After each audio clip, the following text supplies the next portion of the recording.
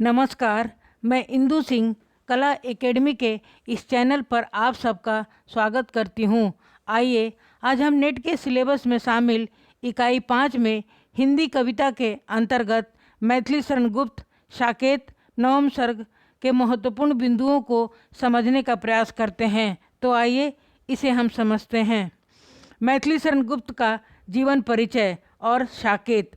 जन्म 3 अगस्त 1886 ईस्वी चीरगांव, जिला झांसी, उत्तर प्रदेश में हुआ था और निधन 12 दिसंबर 1964 ईस्वी।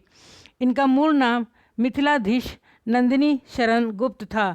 माता काशीबाई गुप्त और पिता रामचरण गुप्त थे। मैथिली शरण गुप्त के निम्नलिखित उपनाम इस प्रकार हैं। साहित्य जगत में इन्हें दद्दा कहते थे। वासुदेव शरण अग्रवाल नारी उद्धारक कवि और युग कवि। प्रबोध शिरोमणि खंड काव्य सम्राट। गणपति चंद्रगुप्त आधुनिक तुलसीदास। महात्मा गांधी राष्ट्र कवि। आचार्य रामचंद्र शुक्ल सामंजस्य का कवि और रामविलास शर्मा मधुप कहा करते थे। मैथिली शरण गुप्त की रचनाएं। रंग में भंग 1909 ईस्वी प्रथम काव्य संकलन है। जयद्रथ वध 1910 ईस्वी यह खंड काव्य है। भारत भारती 1912 ईस्वी।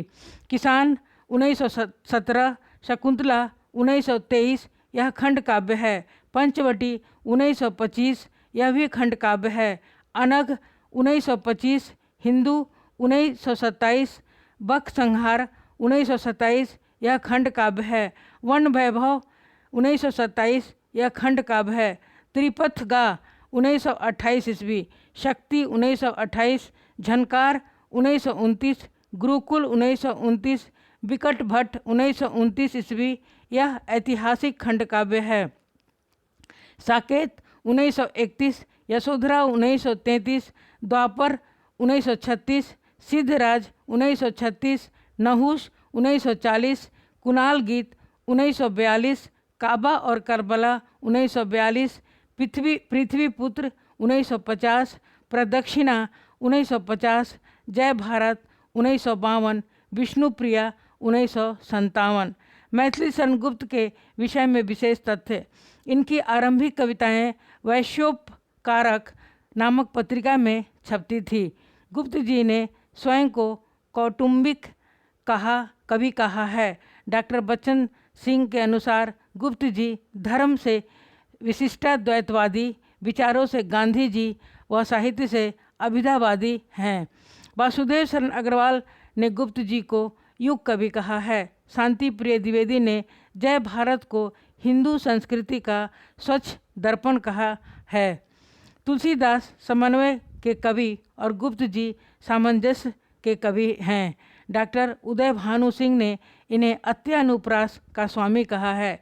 गुप्त जी का प्रिय अलंकार उत्प्रेक्षा रूपक और प्रिय छंद हरि गीतिका है। गणपति चंद्र गुप्त ने इनकी रचनाओं को 5 भागों में बांटा है। साकेत 1931 ईस्वी में प्रकाशित हुआ। इसमें कुल 12 सर्ग हैं। साकेत पाली भाषा का शब्द है जिसका अर्थ होता है अयोध्या। साकेत का आरंभ 1915 ईस्वी में हुआ और पूर्ण 1931 ईस्वी में। यह प्रबंधात्मक महाकाव्य है। इसकी शैली भी प्रबंधात्मकता है। काव्य की भाषा खड़ी बोली है। इसमें सर्ग को प्रसंग कहा गया है। इसका आरंभ सरस्वती वंदना से हुआ है। महाकाव्यों की परंपरा में रामचरित चिंतामणि के बाद मैथिली शरण गुप्त के साकेत का नाम आता है। यह एक सर्गबद्ध रचना है। साकेत राष्ट्र कवि मैथिली शरण गुप्त जी का प्रसिद्ध काव्य है। गुप्त जी के समस्त कृतियों में साकेत को सर्वाधिक गौरवशाली स्थान प्राप्त है। साकेत हिंदी साहित्य की अमूल निधि है। साकेत का 9वां सर्ग सबसे बड़ा व महत्वपूर्ण है। इसमें उर्मिला के विरह का वर्णन है। 10वें सर्ग में भी उर्मिला के विरह का वर्णन है। 12वें सर्ग में लक्ष्मण और उर्मिला के मिलन का वर्णन है। इस काव्य की कथा उर्मिला और लक्ष्मण के संयोग सुख से आरंभ होती है और वनवास के बाद समाप्त हो जाती है। साकेत 12 सर्गों का महाकाव्य तथा बृहद प्रबंध काव्य है। साकेत का कथानक राम कथा पर आधारित है। राम को विष्णु के अवतार के रूप में चित्रित नहीं करके मानव के रूप में चित्रित किया गया है। राम कथा का वर्णन करना कवि का उद्देश्य नहीं है। साकेत का मुख्य उद्देश्य राम कथा में उपेक्षित पात्रों को प्रकाश में लाना है। साकेत की कथा रामायण की ही कथा है। साकेत की रचना का आधार निम्नलिखित दो लेख को माना जाता है। पहला है रविंद्रनाथ टैगोर द्वारा लिखित लेख इतिहास की उपेक्षिताएं, और दूसरा है महावीर प्रसाद द्विवेदी जी द्वारा लिखित लेख कवियों की उर्मिला विषयक उदासीनता से माना जाता है। साकेत की रचना गुप्त जी ने 1915 ईस्वी में आरंभ की थी और 1918 ईस्वी तक इसके प्रथम 5 सर्ग सरस्वती पत्रिका में प्रकाशित हुए थे। 1931 ईस्वी में यह रचना पूर्ण हुई थी। इस रचना के लिए गुप्त जी को मंगला प्रसाद पारितोषिक से सम्मानित किया गया था। साकेत की प्रथम प्रति गुप्त जी ने महात्मा गांधी को भेजी थी। उस समय गांधी जी यरवदा जेल में थे। साकेत का पहले नाम उर्मिला उताप था। इस नाम से गुप्त जी ने नाटक लिखना आरंभ किया था। इसी रचना के आधार पर गणपति चंद्र गुप्त को आधुनिक तुलसीदास कहा है। आचार्य नंद दुलारे वाजपेयी के शब्दों में साकेत महाकाव्य ही नहीं, यह आधुनिक हिंदी का युग प्रवर्तक महाकाव्य है। साकेत लिखने का उद्देश्य था उर्मिला के त्याग को चित्रित कर उसे इतिहास में उचित स्थान दिलाना और कैकेयी के दोष का परिहार करना।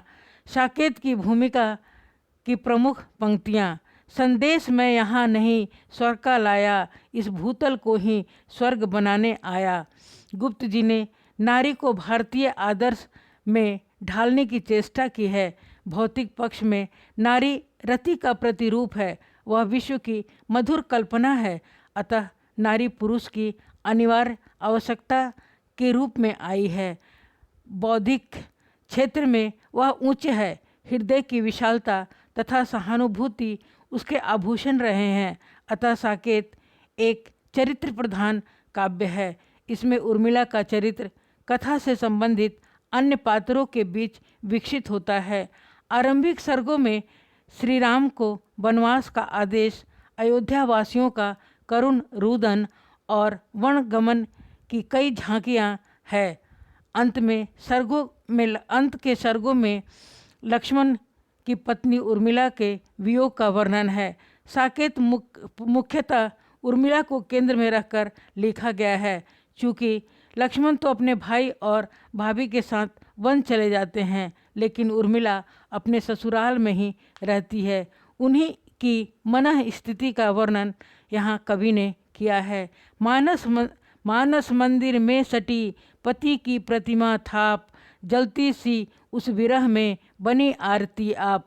अर्थात उर्मिला के मन में अपने पति की ही प्रतिमा है, वह विरह से व्याकुल है और आरती की लौ के समान स्वयं को ही जला रही है।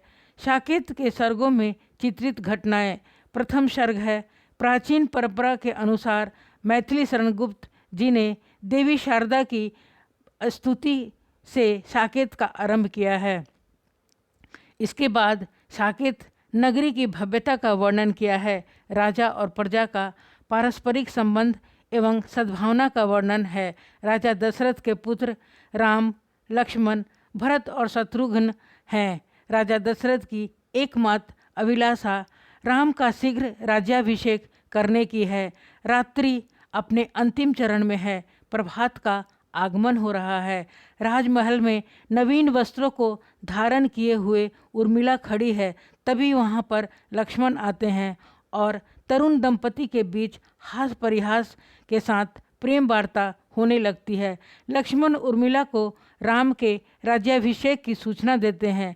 उर्मिला के चरित्र का यह पहलू आधुनिक नारी से परिचित करवाता है। उनके दाम्पत्य जीवन में हास्य विनोद की भी एक सीमा होती थी, जबकि आधुनिक युग की नारी इससे बहुत आगे है। उर्मिला का यही रूप साकेत के प्रथम सर्ग की विशेषता है। साकेत के प्रथम सर्ग में पीयूष वर्षण छंद प्रयुक्त हुआ है। द्वितीय सर्ग, इस सर्ग में राम के राज्याभिषेक की सूचना सुनकर मंथरा बहुत उदास और चिंतित है। मंथरा को यह दशा में देखकर कैकेयी उसके उदासी का कारण पूछती है। मंथरा कैकेयी के मन में संशय पैदा करती हुई कहती है कि भरत जैसा भाई के अनुपस्थिति में राम का राज्याभिषेक, वह कैकेयी के मन में संदेह पैदा करती है। इस बात को सुनकर कैकेयी बहुत क्रोधित होकर मंथरा को भगा देती है। मंथरा के जाने के बाद भी कैकेयी के मन में मंथरा का शब्द मन से हटता नहीं है। भरत से सूत भी संदेह, बुलाया तक न उसे जो गे। कैकेयी क्रोध की आग में सुलगने लगती है। वह क्रोध की अग्नि से जलती हुई दशरथ से अपना दोनों वरदान मांगती है, राम को 14 वर्ष के लिए वनवास और भरत का राज्याभिषेक। गुप्त जी ने मंथरा के प्रसंग में तत्कालीन राजनीतिक षड्यंत्रों को भी उजागर किया है। भारतीय राजाओं के वचनबद्धता को राज्य के विकास में बाधक भी बताया है। इस सर्ग में श्रृंगार छंद का प्रयोग हुआ है। तृतीय सर्ग, इस सर्ग में मंथरा के द्वारा लगाई गई आग की लपटें राम और लक्ष्मण तक पहुंच जाती है। राम अत्यंत सहज भाव से इसे स्वीकार कर लेते हैं, परंतु लक्ष्मण क्रोध से जल उठते हैं। राम लक्ष्मण के क्रोध को शांत कराते हैं। लक्ष्मण राम के साथ वन जाने का प्रस्ताव रखते हैं। राम प्रस्ताव को स्वीकार करते हैं। दशरथ बार बार मूर्छित होते हैं। पिता की स्थिति को देखकर राम उन्हें सांत्वना देते हैं और दुखी होकर वहाँ से चले जाते हैं। इस सर्ग में सुमेरु छंद का प्रयोग हुआ है। चतुर्थ सर्ग, इस सर्ग का आरंभ कौशल्या और सीता के देवार्चन की तैयारियां से होता है। उसी समय राम और लक्ष्मण आते हैं। राम माता को संपूर्ण घटना और निर्णय से अवगत कराते हैं। उसी समय सुमित्रा वहां आती है। राम उन्हें समझाते हैं और उन्हें शांत कराते हैं। कौशल्या सीता के वनगमन से अत्यधिक पीड़ित है। राम सीता को भी वन नहीं जाने के लिए बहुत समझाते हैं, परंतु सीता नहीं मानती है। सीता कहती है, मेरी यही महामति है, मति ही पत्नी की गति, तथा अथवा कुछ भी न हो वहाँ, कुछ तो हो जो नहीं यहाँ। साकेत का यह प्रसंग अत्यंत मार्मिक है, क्योंकि यहाँ पर उर्मिला की स्थिति अत्यंत करुण एवं उपेक्षित है। लक्ष्मण भाई और भाभी की सेवा के लिए उर्मिला को छोड़कर जा रहे हैं। गुप्त जी यहाँ पत्नी को हार मास युक्त चित्रित करते हैं, न कि त्याग और समर्पण की देवी के रूप में। वह एक देह है। देह पति से कुछ और चाहती है, परंतु कर्तव्य की महत्ता उसे महान बना देती है। वह अपनी भावनाओं को अपने अंदर ही दफन कर मन को समझाती है, हे मन, तू प्रिय पथ का विघ्न न बन। यहाँ कवि उर्मिला के साथ चलने की जिद करवा सकते थे, पर वे ऐसा करके लक्ष्मण को छोटा नहीं बना सकते थे। अतः उर्मिला ने स्वयं सोच लिया कि वह पति की भ्रातृ भक्ति और कर्तव्य भावना में बाधक क्यों बने। उर्मिला की दुर्दशा देख सीता के मुख से निकल पड़ता है, आज भाग्य जो हुआ मेरा, वह भी हुआ न हाँ तेरा। यहाँ पर सीता ने उर्मिला को साथ चलने की बात नहीं की है। अंत में राम, सीता और लक्ष्मण को माता कौशल्या विवश भाव से वन गमन की अनुमति दे देती है। पंचम सर्ग, इस सर्ग में राम, सीता और लक्ष्मण रथ पर चढ़कर वन की ओर जा रहे हैं। नगरवासी पथ पर इधर उधर खड़े होकर आंसू भरी नेत्रों से विदाई दे रहे हैं। माता कैकेयी के कुटिल कर्म की सभी निंदा कर रहे थे। राम उन्हें बार बार समझा बुझाकर वापस भेज रहे थे। अयोध्या की सीमा को पार कर तमसा नदी, वहाँ से गोमती और फिर गंगा तट पर पहुँचते हैं। वहाँ से निषाद राज ने उन्हें गंगा पार कराया। उसके बाद राम लक्ष्मण सीता जी प्रयाग और तत्पश्चात चित्रकूट पहुँचे।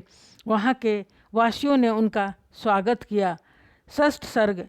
इस सर्ग का आरंभ विरहिणी उर्मिला की करुण दशा से होती है। वह मूर्छित पड़ी है। सखियाँ उसे धैर्य बंधाती हैं। राजा दशरथ और उनकी रानियाँ सभी शोक संतप्त हैं।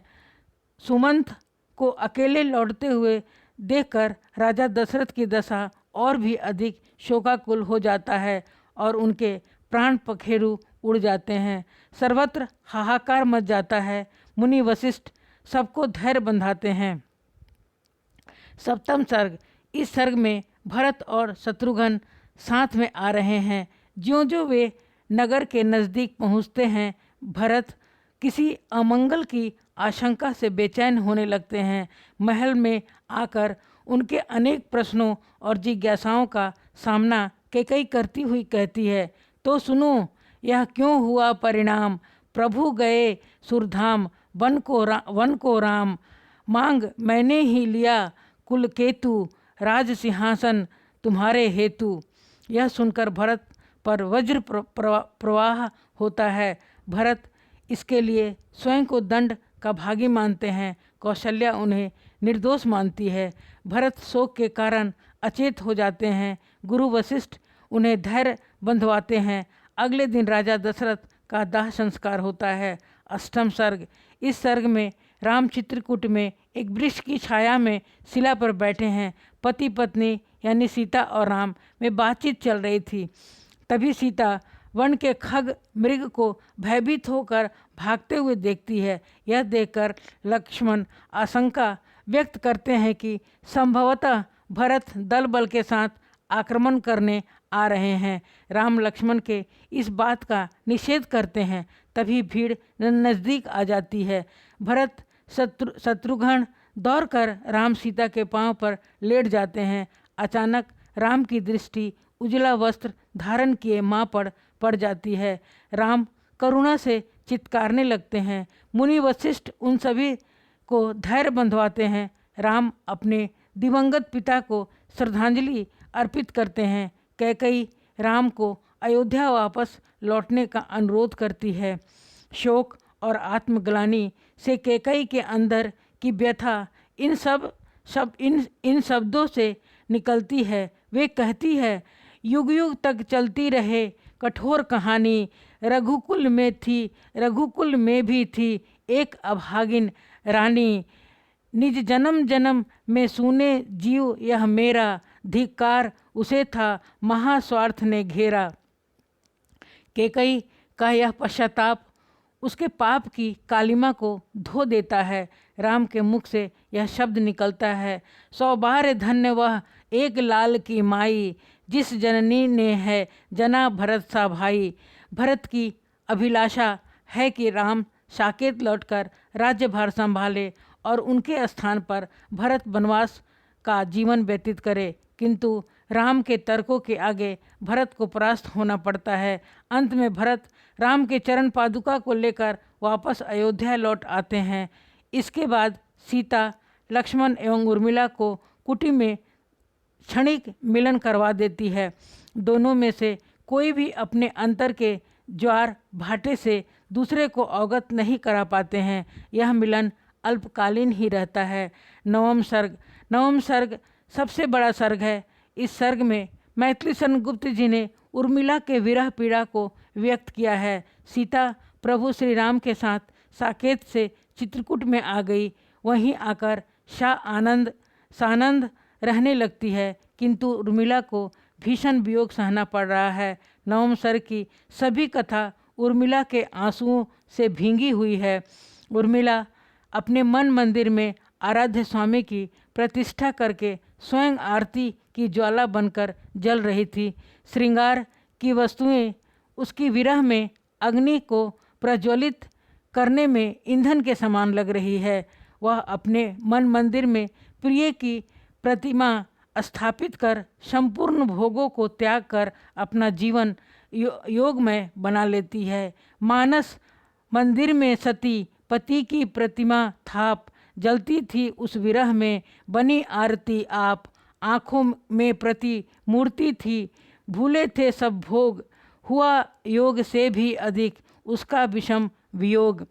भारतीय संस्कृति में नारी जाति के जिन चरित्रों से गरिमा और दीप्ति मिली है, उसमें उर्मिला का स्थान बहुत आगे है। देखा जाए तो कुल मिलाकर भाव और कला दोनों दृष्टियों से साकेत का 9वां सर्ग अत्यंत उच्च कोटि का है। 10वां सर्ग, इस सर्ग में भी उर्मिला के विरह का ही वर्णन है। 11वां सर्ग, इस सर्ग में हनुमान एवं लक्ष्मण के वृतांत का वर्णन है। 12वां सर्ग, इस सर्ग में भरत का सेना तैयार किया जाना, उर्मिला का विरोचित रूप का वर्णन, राम भरत मिलन और उर्मिला एवं लक्ष्मण का मिलन का वर्णन है। अगले वीडियो में हम एक नए विषय को लेकर आपके सामने आएंगे। आप सब ने इस वीडियो को सुना और देखा, इसके लिए मैं आप सबका धन्यवाद करती हूँ। धन्यवाद।